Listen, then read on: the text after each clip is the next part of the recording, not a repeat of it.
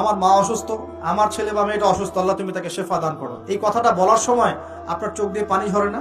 তো ফিলিংস আসে না? এই ফিলিংসটা কেন আসে? কারণ আপনি যা বলছেন আল্লাহকে সেটা আপনি উপলব্ধি করতে পারেন, ফিল করতে পারেন।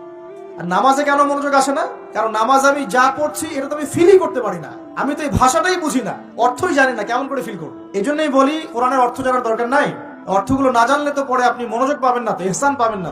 তো এই জন্য নামাজে মনোযোগ বাড়ানোর প্রধান শর্ত হচ্ছে অর্থটা বোঝার চেষ্টা করতে হবে। কি পড়ছি সূরা ফাতিহায়, কি পড়ছি রুকুতে, কি পড়ছি সেজদায়, হ্যাঁ কি পড়ছি আমি তাশাহুদ, দরুদে, দোয়া, মাসুরায়, অর্থ জানতে হবে।